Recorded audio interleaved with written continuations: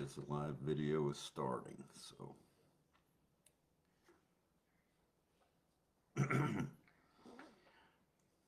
waiting for it to stop its eternal circle. Okay, now we are live, and it's good to be here this evening. And good day to all of you across the world. And we have been talking quite a bit on the entry into um, the new age, new dispensation, and Patty was supposed to put that gate up, but I guess she didn't. So, I'll wait just a couple of minutes and give everybody a chance to come on.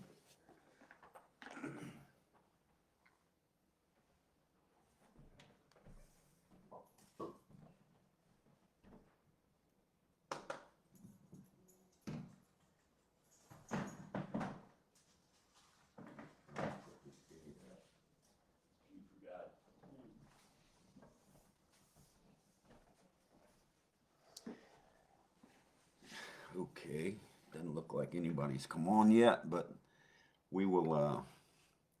I'll start out by saying I am Don Parnell, and you can find our website at spiritualenergy.net. And I always post it on the notice. And then you can also find our discussions on not only our website, but on YouTube under Tori Aloyansa. And there's an URL there for that. And then we have, of course, on Facebook, it's here every week, live. And you can also go to my wall, which is a Tori Aloyansa, and on that Parnell, and on that wall you can go to my videos, and they will all be there also. So you've got 3 or 4 places you can go if you're not going to be on live, or if you want to listen to it a few more times and try and get everything out of it that you can, you're certainly welcome to.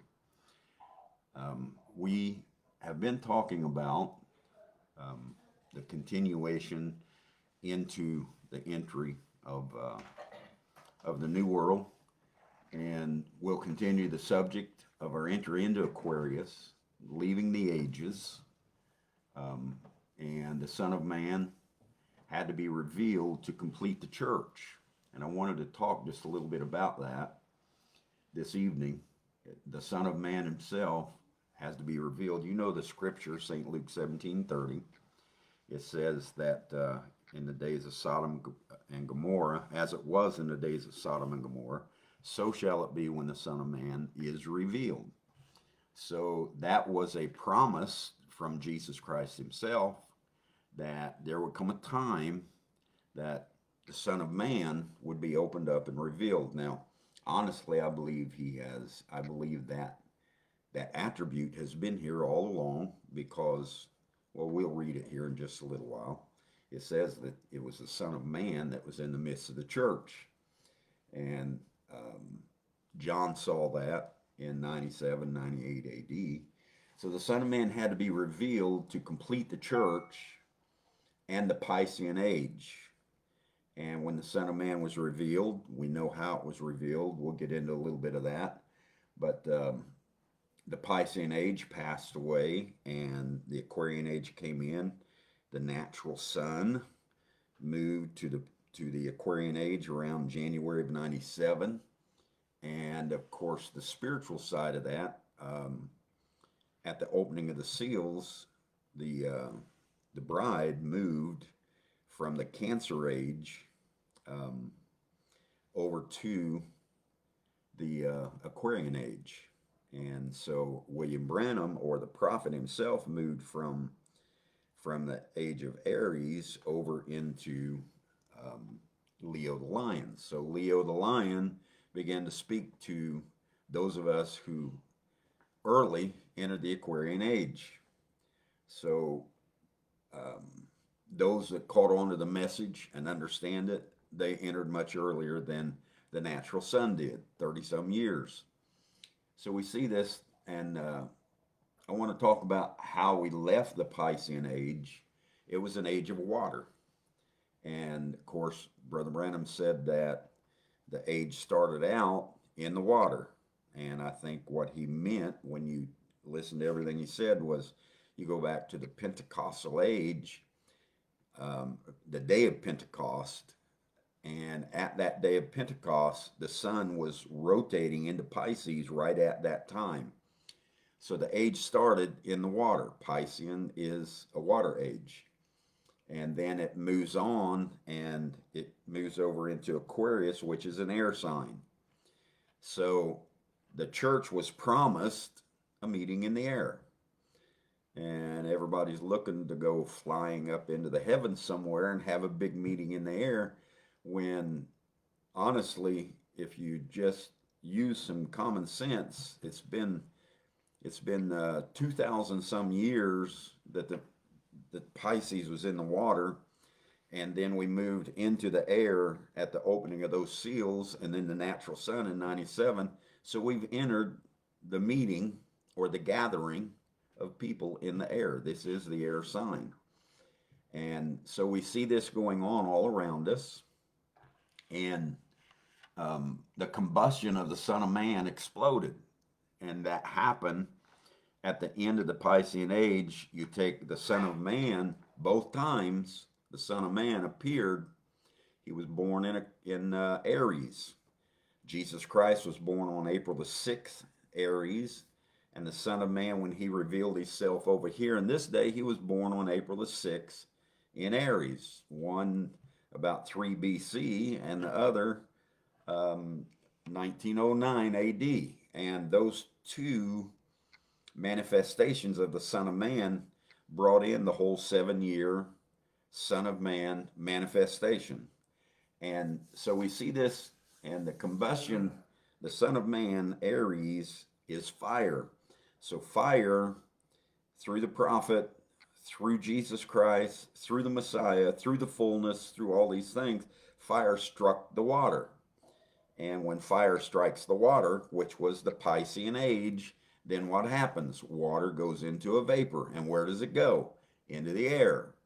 And so what we were looking for as a rapture is just the people being preached to through the word and given the word for their day and their age. And that fire coming out of the mouth of Moses and Elijah struck the church, struck the people, struck the Piscean age, and it converted it or transformed it into the Aquarian age and lifted us into the air. We're in the air sign. We'll be here for 2,000 some odd years. And everyone will probably the whole time be looking for the meeting in the air, as far as most of the people. But we know we are in the meeting in the air. Now, I had written a couple of things down that I want to go over. I was reading, I do my what you would call meditation and reading and prayer and things like that. I do it a lot of times, and I'll sit and just take one of the scriptures from a prophet, maybe Ezekiel, maybe Daniel, whoever it might be, and I will read a chapter or two. And I was in the book of Psalms, and it was Psalms 91. If you haven't read it, of course, that's where Satan quoted Psalms 91 more than anybody that I know of. He talked to Jesus all 3 times that he said something to Jesus in the journey, in the wilderness. He was referring back to Psalms 91 every time. So I thought, well, with us being in the fullness, maybe we ought to take a look at that. So I was sitting and reading it, and the Spirit really moved inside me, and I wrote this down as I was reading Psalms 91. And it said, we are delivered from the processes of the beast and its frequencies. The noisome pestilence of those processes are gone, and we are covered in the spirit of life now. Where David said, the noisome pestilence and things could not come near them, and they were delivered into the high rock, into the highest frequencies. And I was just writing down exactly the way I would feel as a David in this day. And I put in there, in love, we find safety in the highest levels of spiritual energy. And that's where we find our safety. We're not afraid of the terrorists by night. David said we're not afraid of the terror by night. Well, now it's the terrorists by night, nor of the evil that speaks in the day. And there's a lot of evil speaking politically and everything else all day long. All you have to do is tune into it a little bit and not be surprised. We are not afraid of the pestilence caused by economic collapses in darkness. David said we're not afraid of the pestilence that shows up in darkness. And I said, nor the destruction leading the world politics. We're not afraid of what it's doing to the world. We see it. We may comment on it, but we're not afraid of it. We understand who we are. Such chaos causes 1,000 to fall at our side. David, when he wrote, he said 1,000 will fall at your side and 10,000 at your right. And so I wrote in, such chaos causes 1,000 to fall at our side and tens of thousands at our right hand, but it doesn't come near nor shake us. We just know what is going on, and we act accordingly. Only the eye of the Spirit beholds the reward of the righteous and the wicked. David said, the eyes of the Lord. Well, we've come a touch further in that. We understand that there's one eye and there's one Spirit, and only the eye of the Spirit holds and beholds the rewards of the righteous and the wicked. We see them both. And we have made the Spirit our refuge. In its most high frequencies and vibrations is our habitation. David said, I'll go and I will be in the habitation in the high rocks and so forth, in the habitation of the Lord. No evil will befall us, neither is there a plague that comes near our dwelling. So we don't worry about plagues. We don't worry about any of the things that tear us by night or anything else.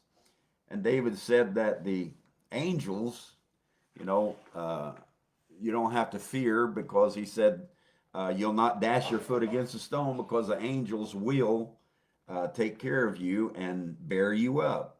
And I wrote, the angelic season is the power of us. It's what raises us higher. We moved into the resurrection, which is the angelic season, and we grow stronger in all of our ways. Our angelic nature bears us up to the highest of the Spirit, lest we fall headlong into the lower levels and the lower frequencies. And we would do that if we weren't in those higher frequencies and paying attention to what it's doing for us. We tread upon the beast nature, lower frequencies, and its processes. The carnality of the dragon and its powers are beneath our feet. Holistic love is our portion. Therefore, we are delivered. That's what delivers us. And did you know that there are higher frequencies than love? I don't know if you know it or not, but if you pay attention to the frequency levels, when you enter love, then after love comes joy, and then after joy comes peace. So you can rise love lets you enter into the highest frequencies, but it's not necessarily the highest frequency itself. And the Spirit transforms us, and we answer to its transforming love. The Spirit calls us, and we answer it. It is with us in our troubles. If we have troubles, it's right here. It's in us. It will deliver and honor us. We are satisfied with long life as the Spirit in us leads our footprints through the sands of time. So I was writing these things down and just thinking and praying and my meditation. And I was thinking about it, and I thought, there are three things that the Son of Man actually has put in us, or that our attribute of Son of Man has brought out of us, is a better way to put it. Our actions of the Son of Man, those attributes that are in us, begin to come out. And I said, I have personally observed there are three things in a person that things a person needs in his or her personal life. The three are certainly not the first three things you'd think of. You'd think about, there's a lot of things you'd think of. Three things I need. But I was thinking on these three things, paying attention to Psalms 91 and 92, and paying attention to the message we have, and just meditating and thinking. And the three things I found were understanding, will, and power. And I'm talking about the Son of Man. And the three things, understanding, will, and power. Those are the three things. Now, forget about political nations and think about the meaning and the purpose in life. I'm not talking about three things that a nation needs and all these kind of things, but I'm talking about us personally as individuals and us as a group, as humanity, what we need. The three things, understanding, will, and power, are a true, listen to me, a true communistic nature. Everyone says, oh, he's a communist. You just don't know what a communist is. Otherwise, you'd be real happy that I'm a communist. I'm not talking about a communist political thing. Communist, a true communist character, and it's a true character of fascism. Now you think of Antifa, oh no, and Mussolini and fascism and Hitler and well, if you understand the true character of fascism and the true character of communism, and then the third thing, communism, fascism, and the third thing is a benevolent king or a dictator. You need in you a benevolent king or a dictator that will impart this character peacefully and watch it grow rapidly throughout your person. So when I apply the communistic character within me, then that is communing with one another. That is taking care of one another. That is listening to one another. That is learning from one another. The true communistic nature is something we all need in our lives if we want to gain and understand the experiences and things that we have. And then the fascism, all fascism really is, we'll get into that, but fascism is the way that you feel about your community, about after you have done everything that you can do with this inward man, you bring out that attribute of fascism to show everybody else how much you love them. It's a nationalistic thing if you're looking at political things. Nationalists first. A lot of people call us nationalists because we put our nation first.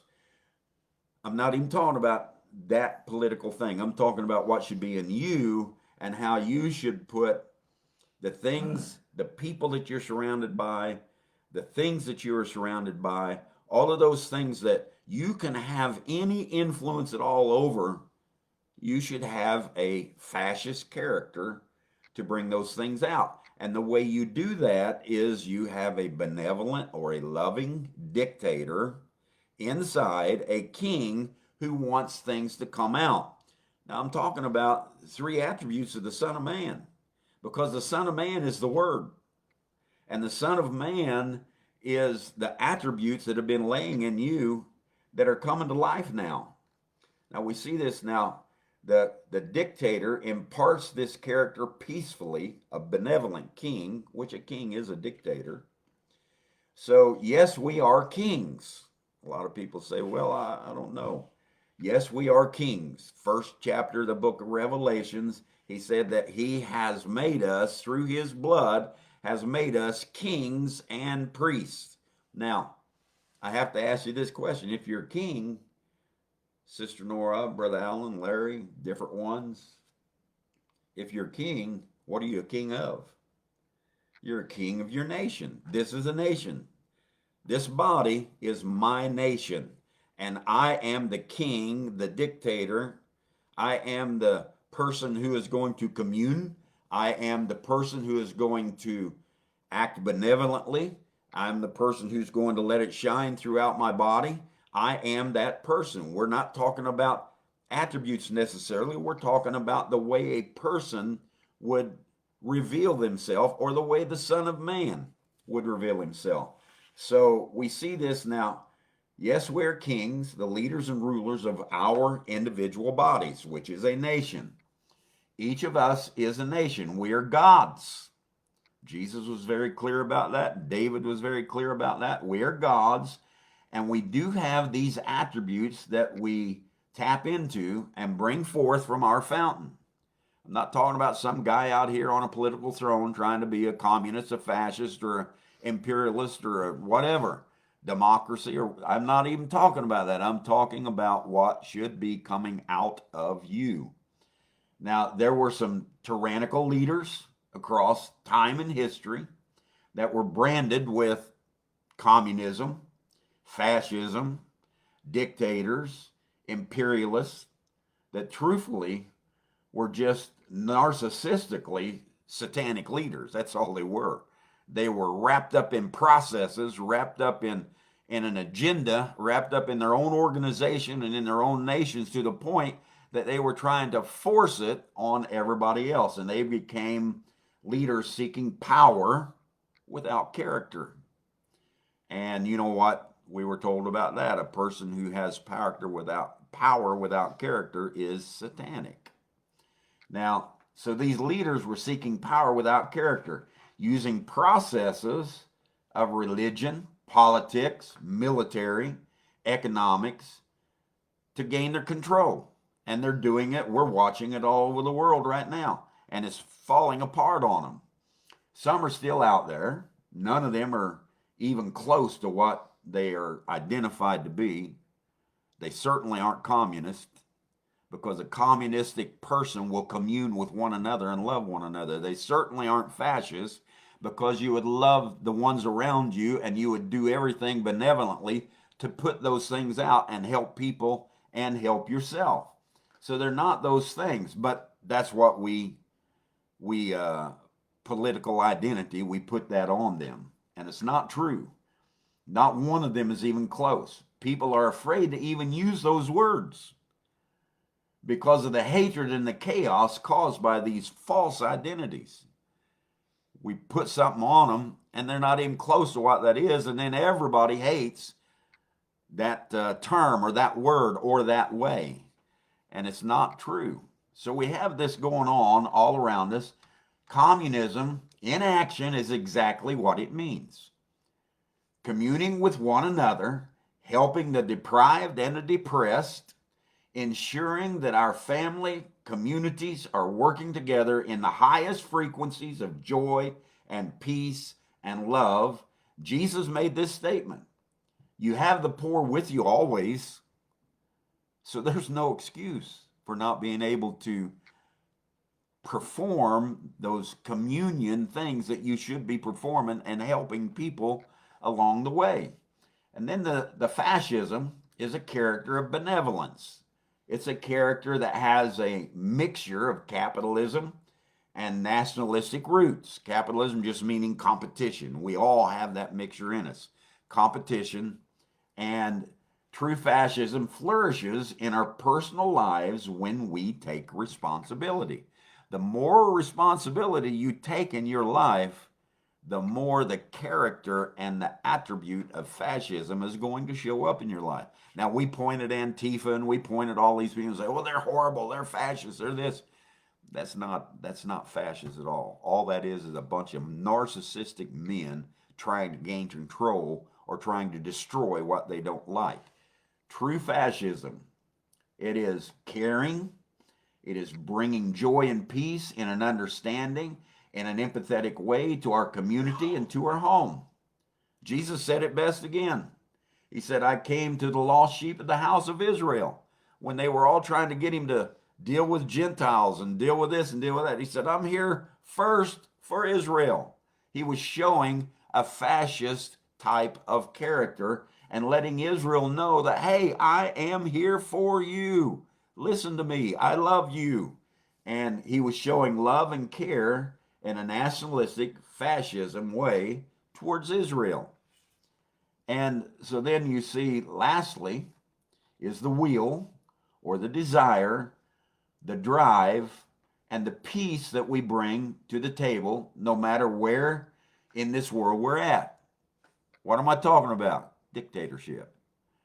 I dictate what I am going to act like, what I am going to be, how I am going to treat other people. I am my own king. I am my own nation, and I dictate what I'm going to do. That is the will. We've had understanding. We've had the will.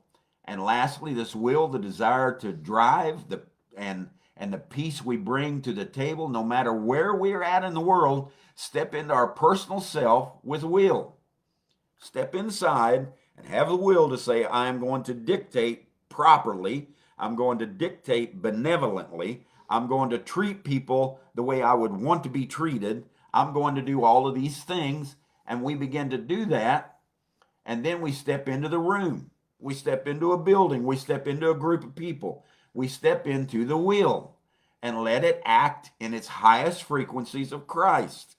And that's what we should be doing. That's the Son of Man revealed every single day. The Son of Man revealing himself, showing who he is in a time when it's horrible out here, when it looks like the terrible day is upon us. The great day is here also. The Son of Man has revealed himself, and he's bringing himself forth.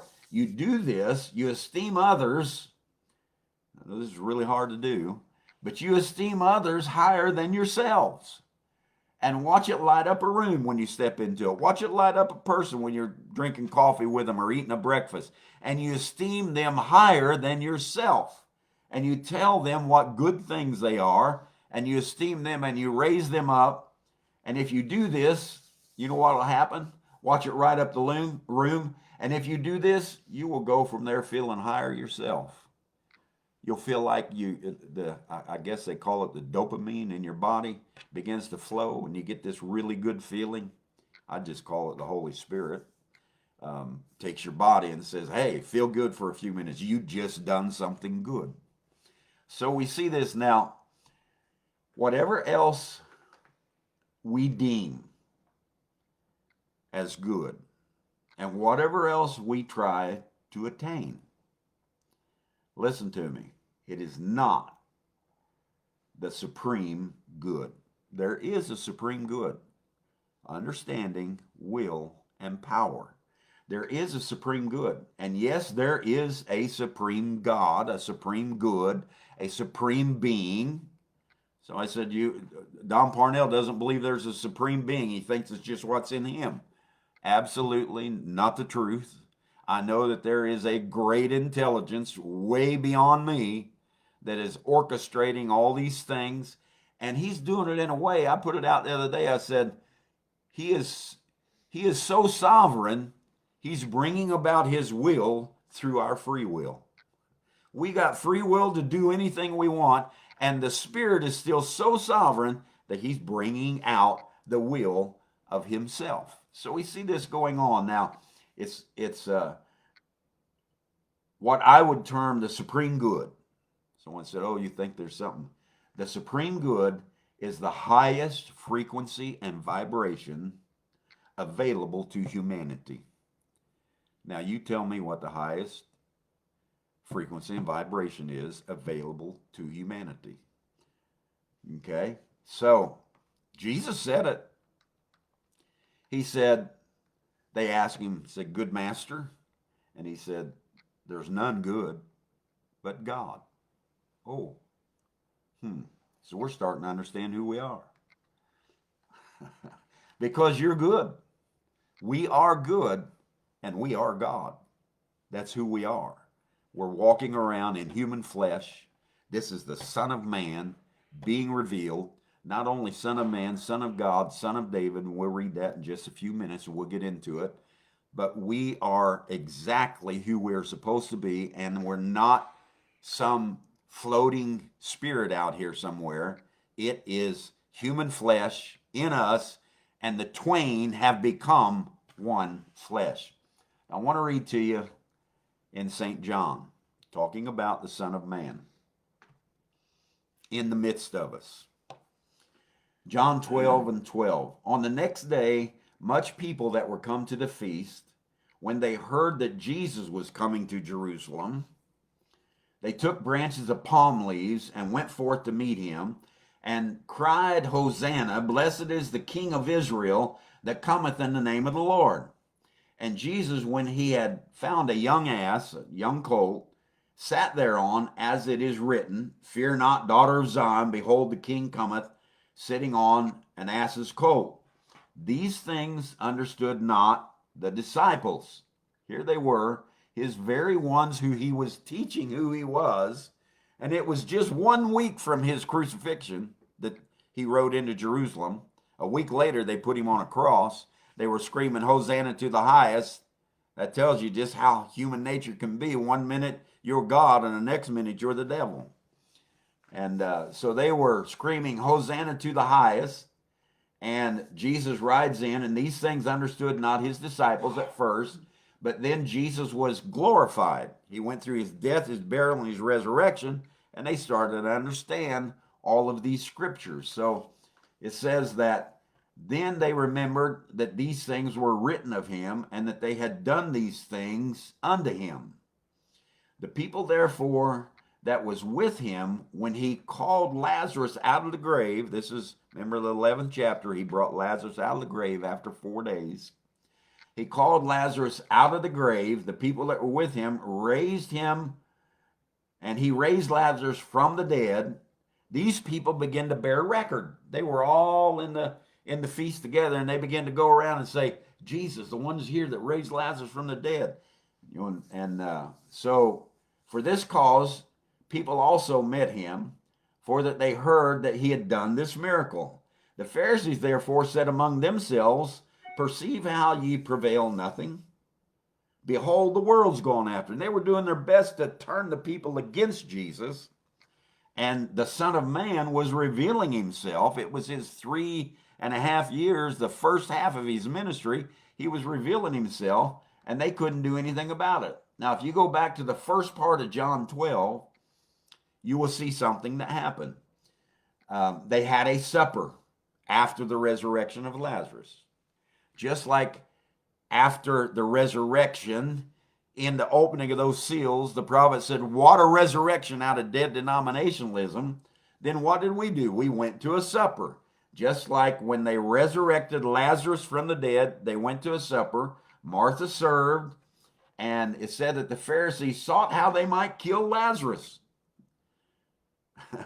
And do you know what the Pharisees are doing to you out here right now? They're seeking how they might kill that voice that you're looking at right now, that man that you're looking at right now. They're seeking how they might kill his influence, kill the resurrection. They don't want the message of the resurrection going anywhere, because it will begin to break up their denomination.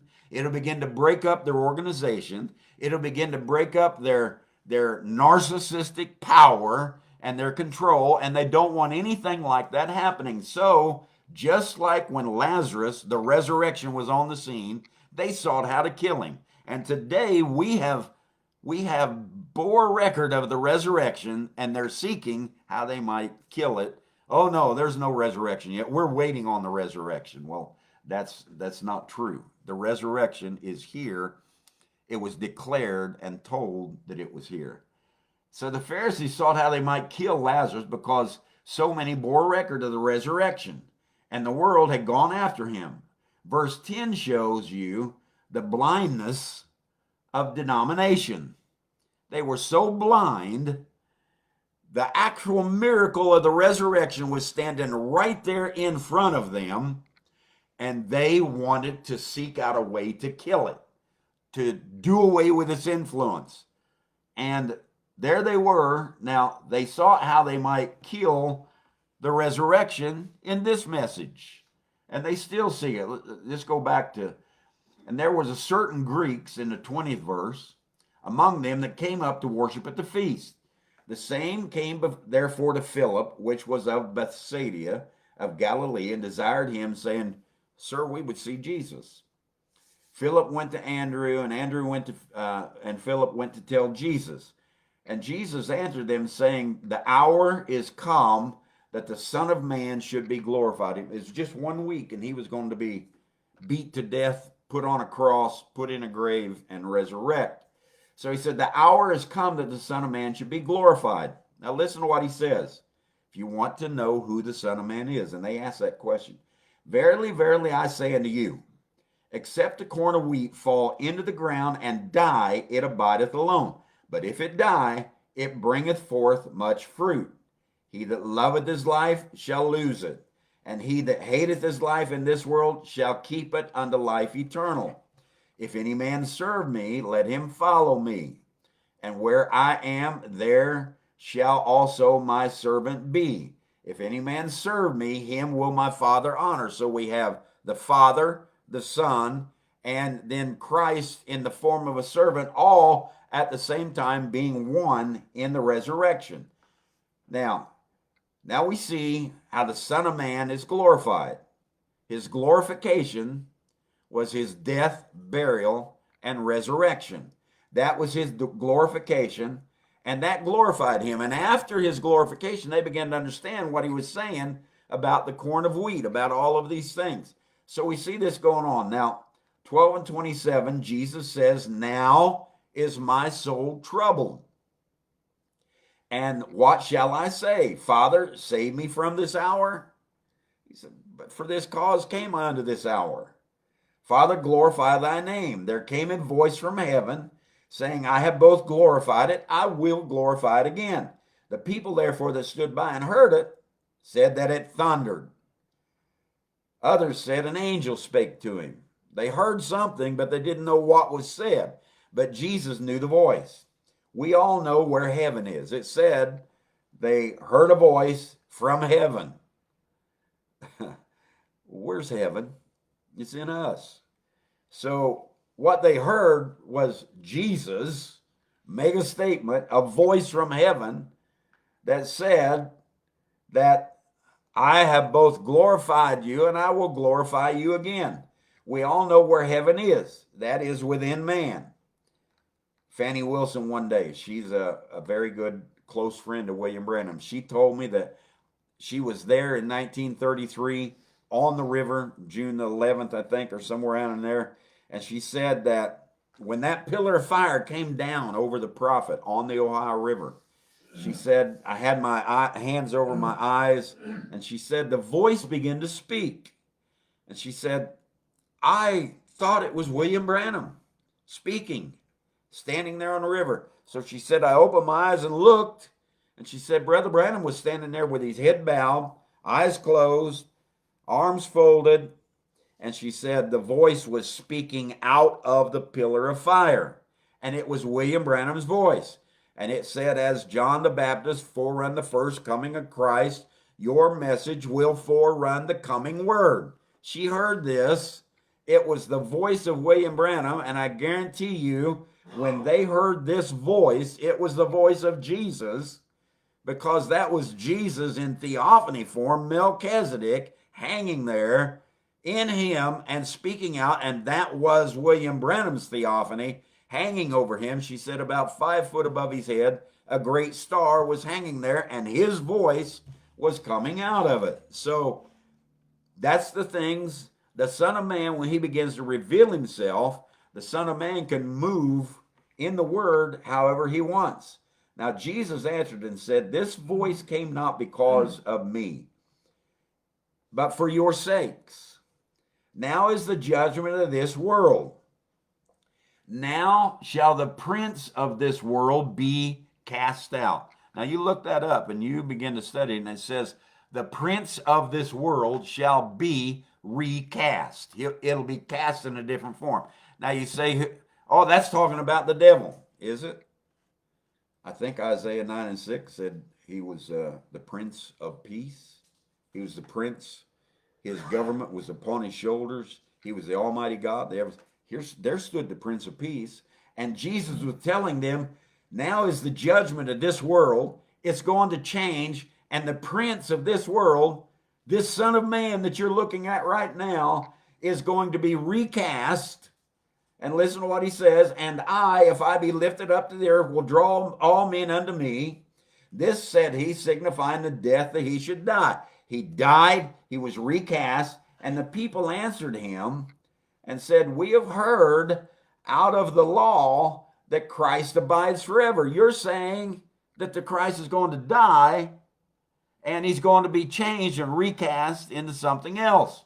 And Jesus makes the statement, the people answered him, said, we've heard of this, that Christ abide forever. And now how do you say the Son of Man must be lifted up? The Son of Man must be recast. The Son of Man must die.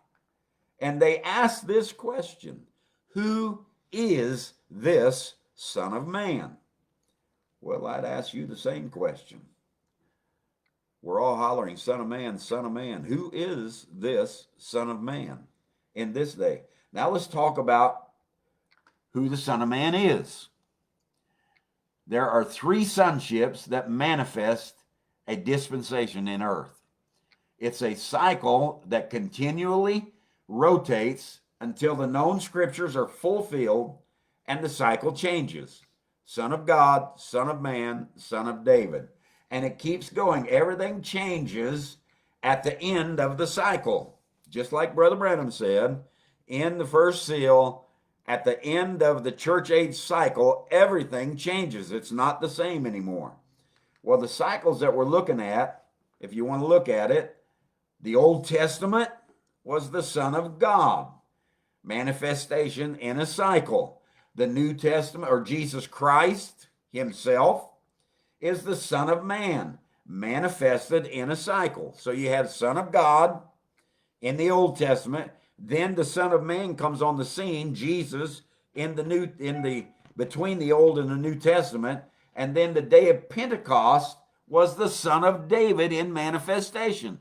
The Son of David took his kingship in the earth, and you've seen a little space of time there, about 20 years, where the Son of Man was revealing himself in Pentecost, in those apostles, in those prophets, before the church ages began from 33 AD to 56 AD, about somewhere around 20 years. You've seen that manifestation of the Son of David. The book of Acts, the Son of David moving. The book of Acts, Luke, all of those men were writing and looking and talking and moving, and Paul and all of them. And then the seven church ages, that cycle, Son of God, Son of Man, Son of God, Old Testament, Son of Man, Jesus, and then Son of David, Pentecost, for about 20 years. We've seen the Son of David setting up his kingdom in earth. Now we move into the seven church ages, and we go to where? Unveiling of God. We heard the prophet say the church ages was a Son of God manifestation. So we got the seven church ages being a Son of God manifestation in a cycle. And then we come to the end of the cycle, and we see the Son of Man speaking and dealing through the seventh church age messenger, and the Son of Man manifestation comes on the scene. And that scene was about the same amount of time, from 1933 at the river until 1965 when he passed away. There's about 30-year manifestation there, about 20 to 30 years in the one before. It's the Son of Man on the scene, happening and moving throughout the cycle. And then the opening of those seals, Son of God, church ages, Son of Man, prophet, back on the scene. Then Son of David is after the opening of the seals at Sunset Mountain, the Son of David came into manifestation for a period of time.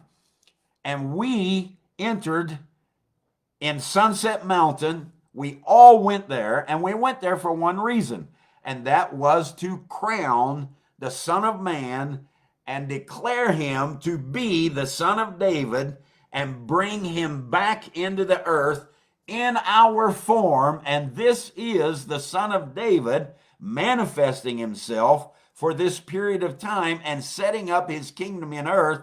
And it's Son of God, Son of Man, and Son of David. Something changed at the end of this one because of the end of those cycles. Now we have entered a new cycle, and we are the fullness of the sonships, come to maturity. It's all three of those sonships, and we have taken the transformation into the Father. You say, I don't know about that. Well, let's read on here. The Son of Man is to reveal the masterpiece. The Son of Man is to reveal himself. The Son of Man is to reveal the secrets. The Son of Man is to reveal the hidden things. The Son of Man is to reveal the lost things. The Son of Man is to reveal the bride. The Son of Man is to reveal the wife. The wife has made herself ready. The Son of Man is doing all of that, revealing himself, because the Son of Man is the Word. So in Revelations 1 and 10, I want to read this first. The Son of Man is to reveal the masterpiece. He's to pull back the veil of total sonship. The Son of Man becomes the sculptor, and he has made a great sculpture of himself, and he pulls it back, and it's David. That's who actually Michelangelo made. I know Brother Branham said Moses, but he made a mistake. If you go look at it, it's David. And the son of David gets unveiled and put into the earth. So we see that this is going on. Now, it's the transformation of sonship for us to set up the kingdom of promise. There was a promise given to David in the Old Testament that travels right on through, and that is that he would have a son that would sit on the throne, and it would be an everlasting throne. So we see that that promise was made, and the scepter, if you go to Michael, the 5th chapter, Micaiah, you will find out that the scepter was in Ephraim. And Ephraim is the son of Joseph, and Joseph is the one promised to take the throne. He took the throne in Egypt, and Joseph is promised to take the throne down here in this day, and it's going on all around us, and we're missing it. So many are. We're not, but so many are missing the great thing that's happening in this day. John says, I was in the Spirit on the Lord's day. Where's the Lord's day? It's eternity. It's not any day. It's not the 1st through the 7 church ages. It's not the Old Testament. It is the eternal day. And John says, I was in the Spirit in the eternal day. And I heard a voice. I heard behind me a great voice. So picture this. Now, John he's in the Lord's day, and he hears a voice behind him. And he turns around to look behind him. And when he turns around to look behind him, he heard a voice of a great trumpet saying, I am Alpha and Omega, the first and the last, and that thou seest, write in a book, and send it to the 7 churches which are in Asia, unto Ephesus, Smyrna, Pergamos, Thyatira, Sardis, Philadelphia, and Laodicea. So John begins to write. What was behind him? Not what was ahead of him. Everybody says, those are prophecies. John gave these great prophecies of what was going to happen. No, John went out to the end of the church age time and turned around and looked back, and he wrote down, it wasn't prophecies, it was exactly what was going to happen down through those ages, because he was on the back side of the book looking, just like you and me are. We are getting it right now because John was our representative, and we're on the back side of the book now, looking back across all of it, and we can, with precise eye, look at everything that happened and say, there it is. This happened here. This happened here. And we can point it out. So John was in the Spirit on the eternal day, and I turned to see the voice that spake with me, and being turned, I saw 7 golden candlesticks. And in the midst, that's what we're talking about, Son of Man in the midst. And in the midst of the 7 candlesticks, one like unto the Son of Man, clothed with a garment down to the foot, gird about the paps with a golden girdle, a judge set for the ages. That's the way they look. And he says, his head and hairs were white like wool, as white as snow, and his eyes were as a flame of fire. Where do you think John was looking? You think maybe John was looking right at Sunset Mountain and looking right through that great hair, white as wool, flames of fire, all the people of all the ages there together, crowning the Son of Man, saying, hallelujah, you did it. We're crowning you. Let's go back now and let's bring the Son of David into the earth. John was looking at all this, and his feet were like fine brass, as if they burned in a furnace, and his voice is the sound of many waters. He had become the people. Waters is people. And he had in his right hand 7 stars, and out of the mouth went a sharp 2-edged sword, and his countenance as the sun shines in its strength.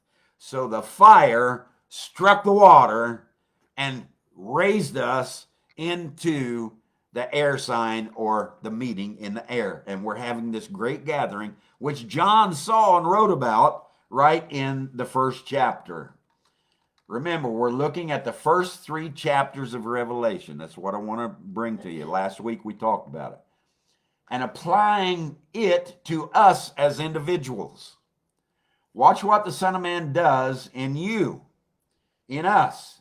The theophany, that's the word, has to bring a balance in order to live in the earth.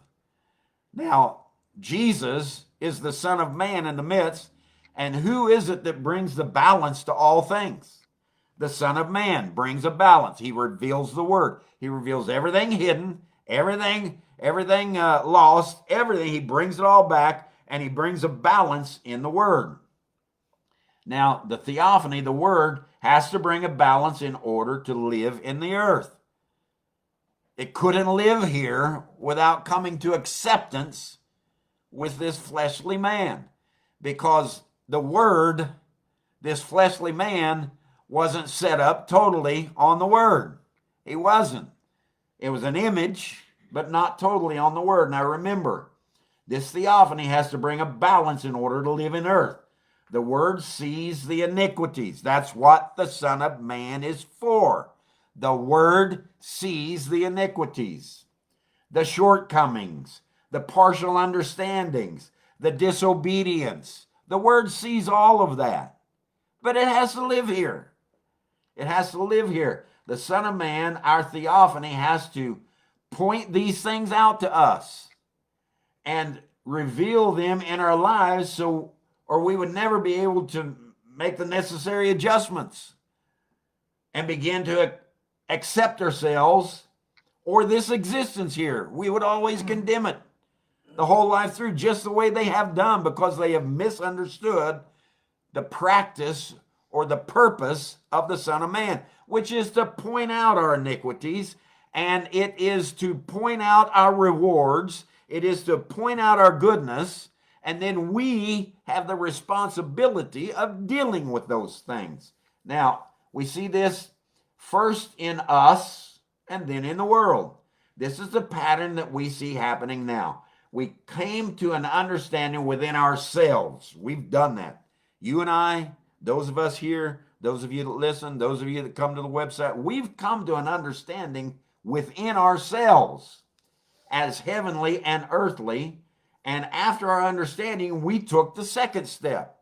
We came to an understanding, and then the second step is the will. Remember what I read to you back there.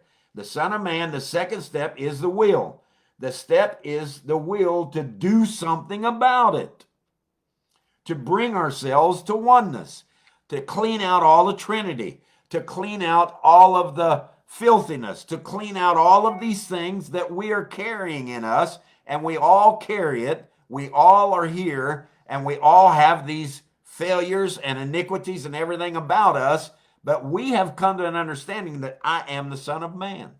And when I see those things, I am sinless, because I am going to take the responsibility to deal with it and do the things that need to be done. So it brings us to this oneness. Watch the pattern of understanding, and then the will. The iniquity is revealed. I have somewhat against you. Every age, going right down to, I have somewhat against you. I have somewhat against you. You have left your first love. That's the first thing he said to the first church age. You've left your first love. And then we have to cope with that issue and take on the responsibility and the action to get back to our first love. You say, well, that's easy. Well, we'll look at our nature, and we'll see how easy it was for just a moment.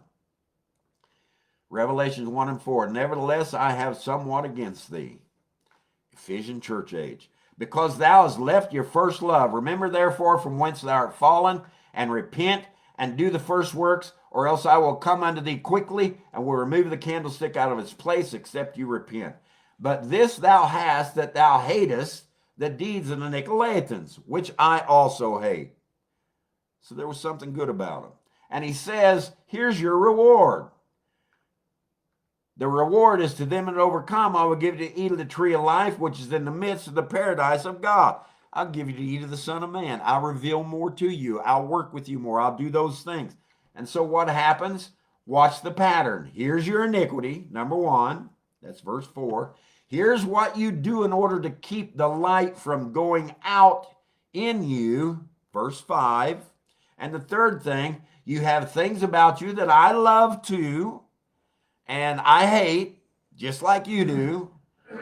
So he finds some good things about him. That's the Son of Man. He's bringing a balance. And here is your reward for making the adjustments and coming to acceptance with your earthly existence.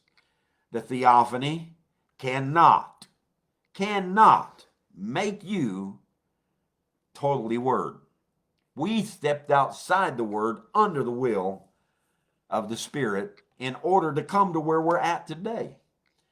But you see that even though those iniquities are there, even though that doctrine or that spirit of the Nicolaitans there, he still has a love. He still says, I'm going to reward you. You can eat of the Son of Man. You can eat of this tree, and I will feed you more. There's where the balance comes in. Libra comes in. This is Christ, the Son of Man, Libra, bringing his balance and letting you know that it's okay. Just be responsible with where you're at. Now let's see how we come back to our first love. That's what his call was. Watch the pattern of the prodigal son in here, and I'll hurry, and the pattern of Lucifer, and the processes that we go through. Just watch it. You'll see that those first 3 chapters take us all the way out into communion, the wedding supper, and everything. Now, Smyrna, bitterness, Myrrha. The synagogue of Satan begins in Smyrna. Many turn to intellectualism back there. What about you? When you first caught all this, you said, oh my God, look at this. Look at these things. I love this. This is the Son of Man. He's revealing so much. And then all of a sudden, you kind of turn to that intellect.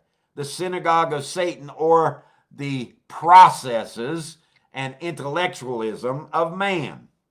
All these processes you get into, the beast and the image, and we got these rules and regulations and everything else. And we start putting these things outside you instead of dealing with the synagogue of Satan that lays within you. And you start saying, oh, I wouldn't be a Methodist, I wouldn't be a Baptist, I wouldn't be a Pentecostal, I wouldn't be this, I wouldn't be that. But you're never really dealing with what's inside you. There's a synagogue or a form or a process of Satan inside you. How are you going to deal with that? So we see this. Now, Smyrna has this, and this synagogue of Satan lays within you, and your foundation of bitterness. When you have a foundation of bitterness, when you hold that in you, you can't go anywhere but deeper. Let's watch this. Pergamos. Satan's processes and organization and denomination, your own creeds and dogmas, rules and regulations, take the throne, the heart. I'll read it to you. And Satan is sealed here instead of the living spirit. Satan, processes, images, beasts, what I want to do, what I think everybody else should do, how I think they should live, how I should live. And you bear down on yourself until these processes do nothing but condemn you instead of being a balancer. So we see this now. Your own creeds and dogmas and rules and regulations take the throne, take your heart. Satan is sealed instead of the living spirit. And we find ourselves putting our trust into processes and materials and intellect instead of following this guy in here and taking the responsibility of of dealing with the Satan in you. Revelations 2 and 14, but I have a few things against thee. This is him talking to Pergamos. Because thou hast there them that hold the doctrine of Balaam. You know what that was? Materials, money, power, the doctrine of Balaam, who taught Balak to cast a stumbling block before the children of Israel, to eat things sacrificed unto idols, and to commit fornication. So hast thou also them that hold the doctrine of the Nicolaitans. So you see that once you begin to have a spirit, you know what Nico is? It's the conquering of the laity. You don't allow the people the freedom to serve and enjoy the spirit within them. You dictate to something outside of you instead of dictating to your own self and taking care of your own nation. You try to run everybody else's nation. Nicolaitan spirit. And then it turns to a doctrine. So we have, and he says, repent. So we have all of these things happening. Repent, else I come to thee quickly, and I will fight against you. He that hath an ear, listen to the reward. For those of you that overcome, if you can balance this out, move those spirits of Balaam and doctrines and Nicolaitans and trying to judge other people and everything else, move all of that out of you and come to where you overcome what's in you, and you eat of the hidden manna. That's the reward. He'll give you a white stone, and in the stone a new name written, which no man knoweth, saving he that receiveth it. The iniquity, the understanding, the will, the power, and the reward. The iniquity is revealed. Son of Man does it. The word reveals it. And then the understanding is revealed. And then the will. Do you have the will to take on the responsibility to act as Son of Man in the earth? And then the power and the reward comes. Your action and the reward comes. This is us as individuals. And the ages back there are just symbolic. That's all they are now. They are symbolic of what's really going on inside you in the fullness of time. And patterns and shadows, and we are the real persons. This is not a pattern and a shadow anymore. We're the real persons. Humanity making the changes, the adjustments to establish heaven and earth, bring them together, make the twain one flesh, kiss one another, so to speak, kiss the Son of Man, lest he be angry. That's what the scripture says. So we come to Thyatira. Now, Thyatira is a dominating woman. We know that. When the earthly attribute, this is what happens. When the theophany is trying in you to bring you to a balance, and as it's trying to work with you, and you being the earthly and the heavenly, and it's trying to work with you to bring it, the twain, to one flesh, and as it works with you, when the earthly attribute begins to see that these processes and things to overcome, that the spirit is learning to live in this world also, your spirit and your earthly actions are trying to learn to live together and come to life as one and enjoy the life here and gain the experiences. What happens? The woman, the earthly nature, begins to step over the adjustments, begins to pay little attention to the voice, begins to say it doesn't matter. They go into Calvinism. They go into all sorts of things. Do anything you want. The woman, the earthly nature, begins to step over the adjustments that the spirit is seeking. The spirit is seeking for you to be modest. I see some people when they go out here and they're in our message. But what has happened, they are in this Thyatiran way of thinking, and they're stepping right over top of what the Spirit is trying to tell them. To be modest, to be fair, to present yourself as a living sacrifice, to do all these things. And so they go out here and all of a sudden, you just say, well, what in the world happened to that person? How did they get in that condition? Well, they got in that condition because in their earthly nature, they didn't want to listen to that spirit, to that person, that son of man who's trying to balance both the woman and the man, the spirit and the earth, trying to take the spirit and the earth and bring it together and make it one. This is a great battle within the mind, the Thyatiran battlefield. Whether or not we are going to pay attention to the Son of Man in us that's calling us to do and walk and act in a manner of godliness and all these sorts of things. And are we going to pay attention to it? Or is it going to be a battlefield? You can take him off the battlefield. You don't have to have a battlefield.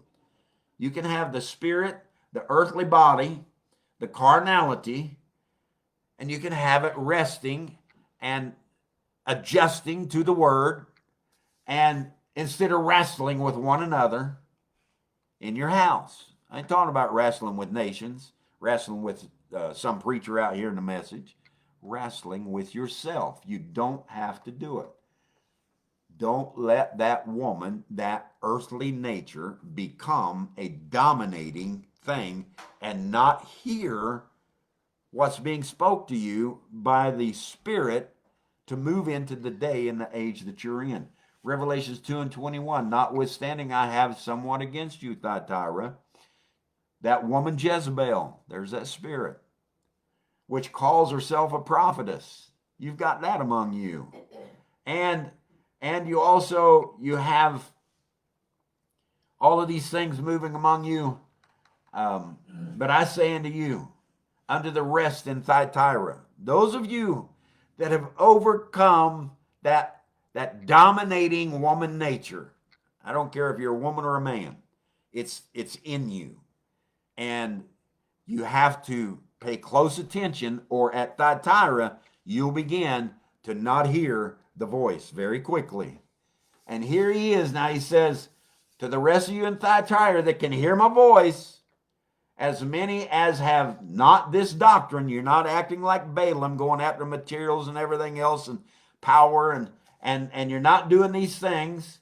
But unto you I say, which have not known the depths of Satan. Thyatira, Pergamos, and Thyatira take you into the depths of Satan. You learn what the bottomless pit is all about while you're going through your changes, while the Son of Man is revealing things to you, and while you're coming to your responsibility and your understanding and your will to put these things into action. You learn the depths of Satan, and you learn the bottomless pit and what all comes out of it, because it's in you. And you learn these things. And he says, those of you that have not known the depths of Satan as they speak. So Satan is a process of people that are speaking things that you listen to, and then you take it inward and you begin to let outside influences influence you instead of going inward and listening to your king, your benevolent dictator, that little fascist guy in there that wants to love everything around him and be benevolent and give peace and joy. That little communistic guy that just wants to commune with his next door neighbor, that wants to commune with one another. But what do? For those of you that have not paid any attention to the way they speak, I will put no other burden upon you, but that which ye have already, and hold fast. And he that overcometh and keepeth my works to the end, him will I give power over the nations. How many of you know what I said a nation is? It's you. He gives you power over your body. To him that overcometh, to the man and the woman, to those people that can make the adjustments and overcome the depths of Satan and the dominating woman that lays in you, not out there, that lays in you. You can overcome that and remove Satan from the throne, remove him from the seat, and overcome that dominating woman. Then you can have power over your nation, over your body, over everything that you are. When you understand who you are, it's coming from in you.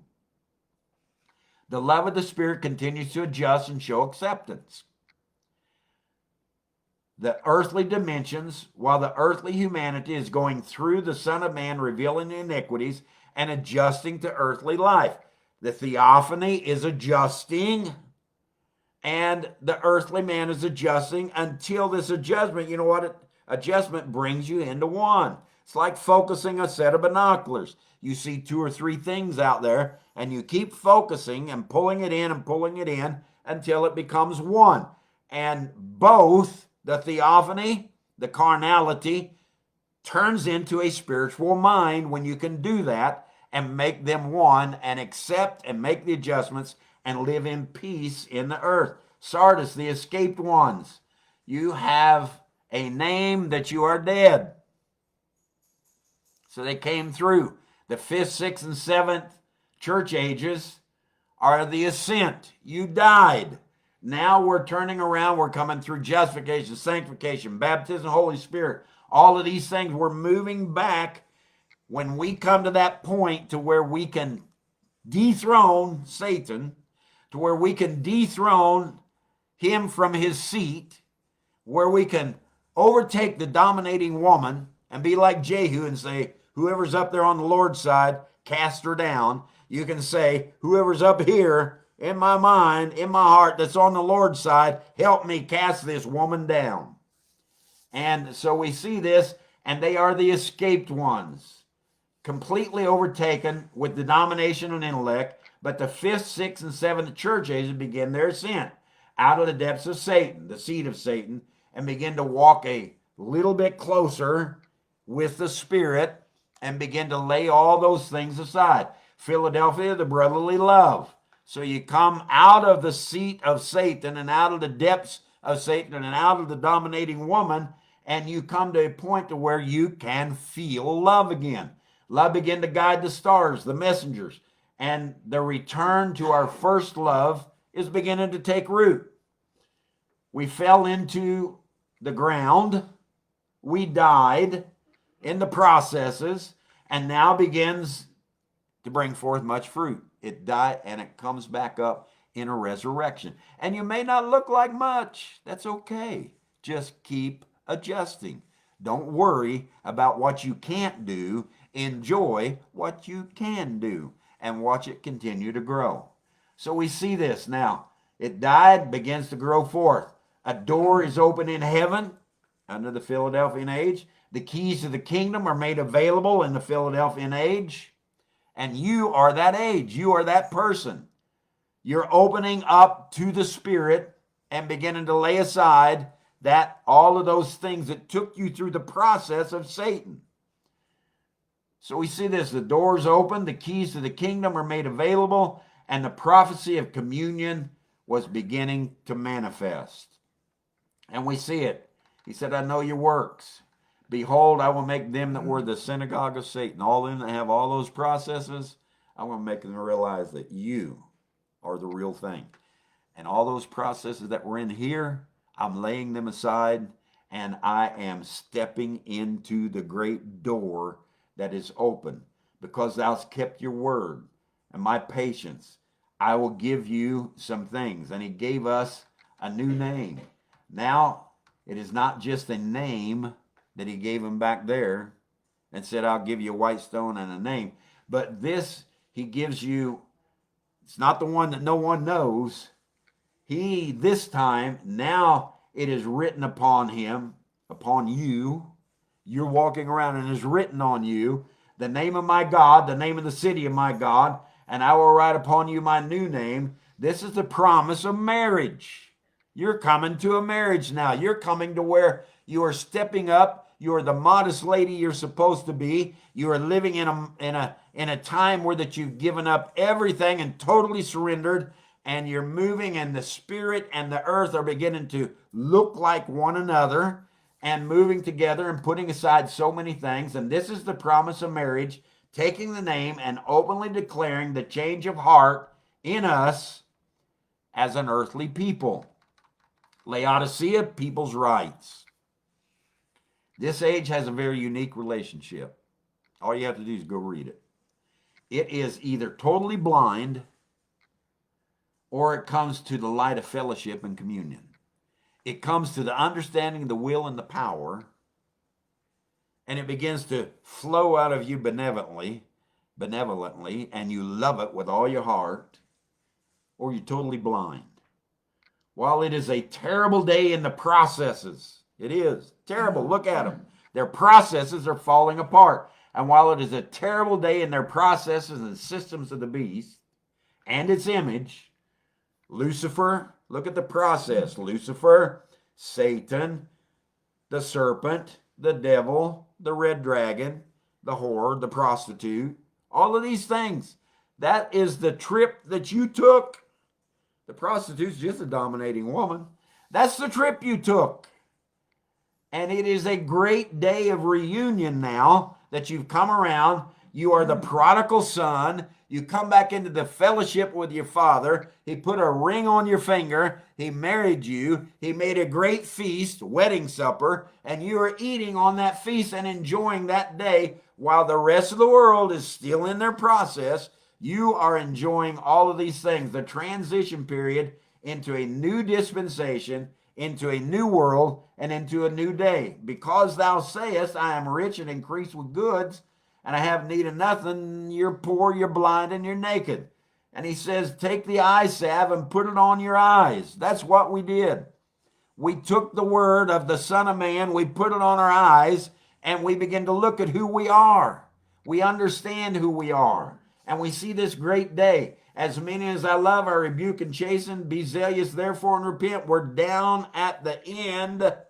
We're down to where John sees us in a marriage, the Philadelphian age. He sees the marriage coming on. He sees us come back. He sees us repent. And he says, behold, I stand at the door that's open, and I knock. If any man hear my voice and opens the door, I will come into him, and I will sup with him, and he with me. Look at that promise. It's the end of the ages. It's the breaking into the new day. It's the stepping over into the new world. It's the wedding supper food, and it transforms us into a brand new day, which is the fullness of time. To him that overcometh will I grant to sit with me in my throne, even as I also overcame and am set down with my Father in his throne. You say, Brother Parnell, that's what we're waiting on. We want that to happen more than anything. And we're waiting on it. And we need that. We need for Christ to come, take the throne, and set us in the throne, and put us in the great millennium. The Son of David, we're waiting on that. No, we are not. Look at what this prophet told you. In 1963, March the 18th, first seal, clear as a bell, unless you just don't want to believe it. Paragraph 152. The voice is a thunder. The voice came from where? From the throne where the Lamb had just left. First seal. As an intercessor. So the Lamb leaves the intercessory when the first seal is open, and it was open on March the 18th, 1963, and you're still looking at him as an intercessor? There's a problem there. You've missed something. Now listen, now he is standing here to take his position and his claims. You are his claims. Now, but the thunder came from inside the throne. The thunder came from the inside out. Everybody's looking up here for thunders to come down when it's coming from the inside out. It's in you. And he said, now, and the Lamb was standing out there, the thunder where the Lamb had left the Father's throne to go take his own throne. Glory. Here's your prophet. Listen to him real close now. Now, don't miss it, friends. Don't miss it. He's declaring Jesus has left the intercessory.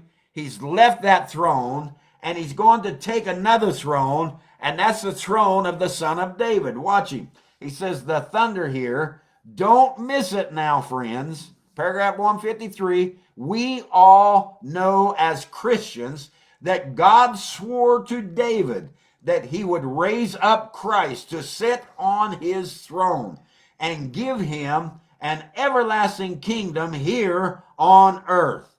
He did it.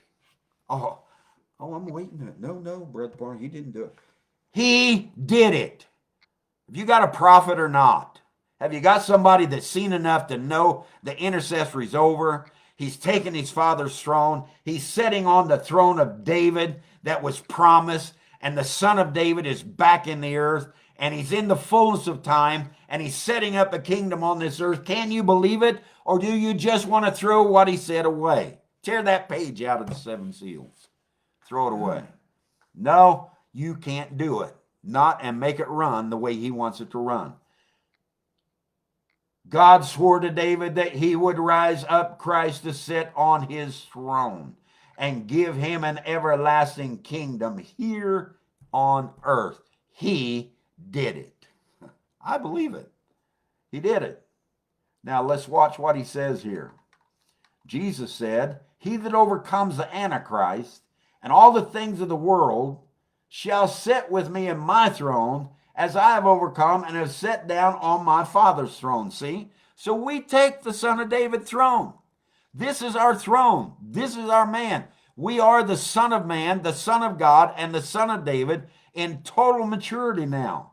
We see at the end of the 3rd chapter of Revelation that the beast, its image, the processes of carnality are overcome, and the door to the supper is wide open, and we are eating on the wedding supper. We stand and sup with the Spirit on a daily basis now as we visit, as we sit in the throne.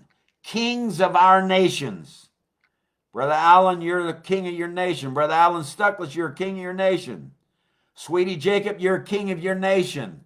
All those that sit out there, all those who will ever listen to this, you are the Son of David, the Son of Man, and the Son of God, taking the throne now, and we are moving this thing into the earth, one person at a time.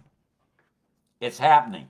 We stand up with the Spirit on a daily basis now, the King of our nations, and Satan is removed from our seat, removed from our throne, and his depths are no longer ruling over us. There is the Son of Man in the midst of the people, bringing them through the processes of Lucifer, the serpent, the devil, the red dragon, the prostitute, and right back around to Lucifer again with a new name. What is the new name? All of your experiences, everything that you have learned in this great day. No longer fallen angels, but given a new name, a white stone, a new city, a new heaven, and a new earth.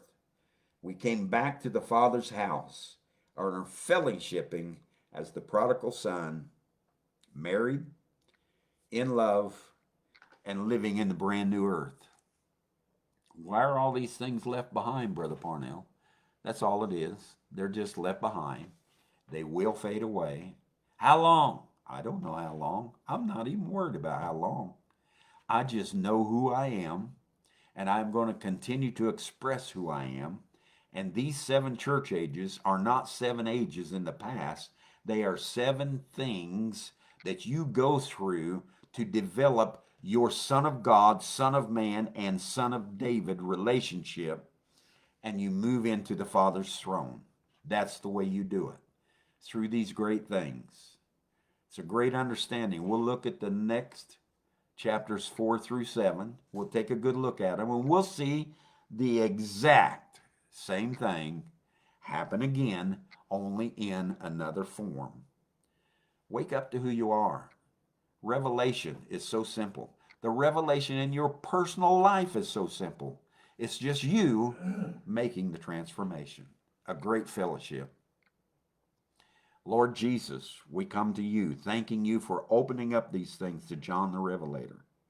And it's been 2,000 years that man has been so confused over these things.